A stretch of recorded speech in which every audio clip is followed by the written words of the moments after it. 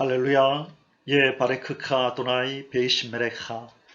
오늘도 전능하신 하나님께서 여러분에게 복을 주시고 여러분을 지켜주시기를 축복합니다. 사랑하는 성도 여러분, 반갑습니다. 광야의 식탁 첫 번째 시간입니다. 2021년 9월 24일 금요일입니다. 자, 오늘부터 광야의 식탁이라는 제목으로 하나님 말씀을 묵상하게 되었습니다. 그동안에 오늘의 만나라는 이름으로 하나님 말씀을 묵상했는데요. 이전에 글로써 서로 이렇게 말씀을 나누어 왔었는데, 그것보다는 이렇게 소리로, 음성으로 메시지를 서로 나누고 은혜를 받는 것이 더 유익하다 생각이 들어서 광야의 식탁이라는 제목으로 이름을 바꾸면서 말씀도 이제 소리로, 음성으로 이렇게 전해드리도록 하였습니다. 자, 우리가 이제 광야 식탁 첫 번째 책으로 우리가 에레미야서를 정했습니다. 여러분 잘 알다시피 에레미야는 이스라엘 남유다의 멸망기에 사역을 했던 선지자입니다. 남유다 16대 왕이었던 요시야 왕 때부터 서서히 이스라엘은 이제 멸망기를 향하여 이제 접어듭니다. 그리고 20대 왕이었던 시드기야 때 완전히 멸망을 당하게 되죠. 그 5명의 왕들의 시대에 사역했던 선지자가 바로 에레미야 선지자, 눈물의 선지자입니다. 이 종말의 선지자, 말세의 선지자이죠. 그래서 우리가 이 말세를 당한 이때, 주님이 오실 날이 임박한 이때에 에레미야서를 묵상하면서 우리의 신앙을 점검하고 또 다가올 환난을 피하는 그런 하나님 기뻐하는 신앙을 가지고 다시 오실 주님을 기다리는 신부로서의 면모를 갖추는 일에 가장 적합한 책이라는 생각이 들어서 이 에레미야서를 우리 광야의 식탁 첫 번째 책으로 정하였습니다. 자, 오늘은 첫 번째 시간으로요, 에레미야서 1장 1절로 3절 말씀을 본문으로 환난의 시기에 하나님의 종에게 임한 여호와의 말씀에 대하여라는 제목으로 함께 광야의 식탁 첫 번째 말씀을 묵상하겠습니다. 오늘 본문 제가 봉독합니다. 베냐민 땅 아나돗의 제사장들 중 hil기야의 아들 예레미야의 말이라. 아몬의 아들 유다 왕 요시야가 다스린 지 13년에 여호와의 말씀이 예레미야에게 임하였고, 요시야의 아들 유다의 왕 여호야김 시대부터 요시야의 아들 유다의 왕 시드기야의 11년 말까지 곧 5월에 예루살렘이 사로잡혀 가기까지 임하니라. 아멘. 사랑하는 성도 여러분, 오늘부터 우리가 남유다 이스라엘의 멸망기에 접어든 이 시기에 선지자로 부름을 받았던 이 에레미야 선지자에게 임한 하나님의 말씀인 이제 이 에레미야서를 묵상하는 시간을 우리가 가지고자 합니다. 이 에레미야서를 묵상하는 동안에 이 본문으로 주어진 말씀을 여러분이 또 꼭 읽고 함께 묵상하면서 또 이 메시지를 함께 들으면 더욱더 큰 은혜가 있을 줄 믿습니다.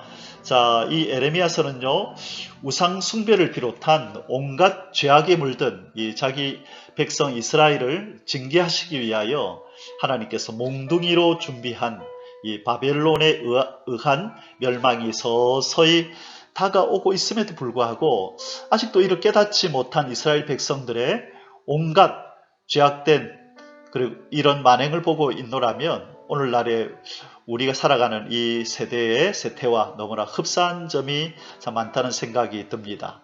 그래서 이 시대에 에레미야서를 깊이 묵상하는 것은 이 환난의 시대를 거치며 만왕의 왕 예수 그리스도와 함께 이제 곧 이 땅에 도래할 하나님의 나라, 곧 천년왕국을 꿈꾸는 우리에게 큰 영적 유익을 주겠다는 마음이 있어서 이 묵상을 시작합니다.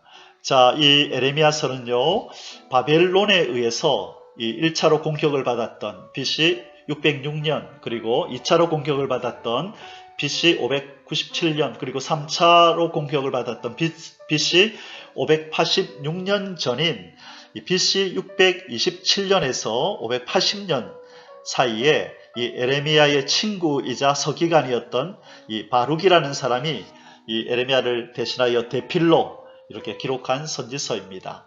그리고 에레미야서가 기록된 장소는 이 이스라엘의 수도인 예루살렘으로 추정이 됩니다. 주로 유다 민족을 대상으로 기록이 되었고요. 그 밖에 주변 민족들을 위해서도 이 내용을 기록하고 있습니다. 자, 에레미야서의 핵심 단어는 죄와 비탄입니다. 죄와 슬픔이라는 것입니다. 유다민족은 계속해서 죄를 범했을 뿐만 아니라 그 사악함이 극에 달했기 때문에 하나님은 그들을 심판하시기로 작정하셨습니다. 그러나 이 심판은 이스라엘 백성의 멸망을 위한 심판이 아니라 그들의 미래에 소망을 주고 회복시키시려는 하나님의 사랑의 채찍이었습니다. 우리 에레미야서 29장 11절에 보면 이런 말씀이 있죠. 여호와의 말씀이니라 너희를 향한 나의 생각을 내가 아나니 평안이요 재앙이 아니니라 너희에게 미래와 희망을 주는 것이니라. 아멘. 자, 이 에레미야 선지자는 바로 이 사명을 위해서 부름을 받았습니다. 이 사명이 무엇이죠? 이스라엘 백성을 이렇게 하나님의 말씀으로 경고하여서 돌이키게 하는 사명, 새롭게 하는 사명이었다는 것이죠. 그 시대에 죄악된 백성들에게 내리는 하나님의 심판의 채찍을 그도 그 시대에 함께 살았기 때문에 온몸으로 받아내며 고통을 감내해야 했습니다. 그리고 그 고통을 백성들과 함께 느끼며 이 쓰라린 괴로움과 비통함으로 이 메시지를 선포해야 했었던 것입니다. 자, 오늘 본문 1장 2절에 보면 이런 말씀이 있죠. 여호와의 말씀이 에레미야에게 임하였고 이런 말씀이 있습니다. 이 심판의 시기에 그 현장에 바로 그 심판이 선포되는 그 현장에 하나님의 종과 그리고 그에게 임하는 하나님의 말씀이 있다는 것은 바로 하나님의 사랑과 긍휼이 아직 함께한다는 증거고 바로 표징이라는 것입니다. 그 백성들에게는 아직 희망이 있다는 것입니다. 하나님의 종을 통하여 주어지는 말씀에 순종만 하기만 한다면 그들에게는 희망의 씨앗이 주어진다는 것을 지금 말씀하고 있습니다. 사랑하는 성도 여러분, 여러분을 축복합니다. 이 예수님의 재림을 앞둔 이 시대는 곧 환란의 시대입니다.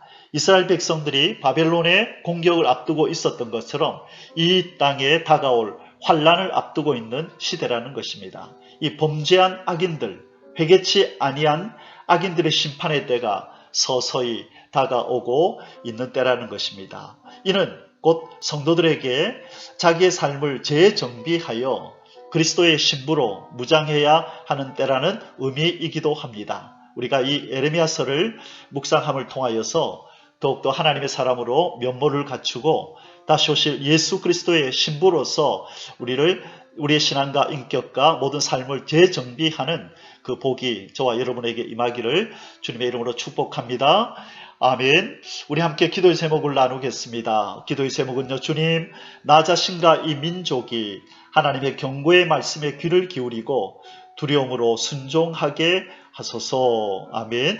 여러분, 우리 자신뿐만 아니라 이 민족이 이제 하나님의 경고의 말씀을 듣고 귀를 기울이고 두렵고 떨림으로 이제 회개하고 돌이켜야 할 때가 되었습니다. 먼저 나 자신, 저와 여러분 자신을 돌아보면서 하나님의 말씀에 불순종한 것이 있지 않는지 돌아보고 하나님 철저하게 두렵고 떨림으로 말씀에 순종하게 하여 주소서라고 기도하며 오늘 하루를 살아가시기를 주의 이름으로 축원합니다. 하나님께서 여러분에게 복을 주시고 여러분을 지켜주시기를 축복합니다. 아멘.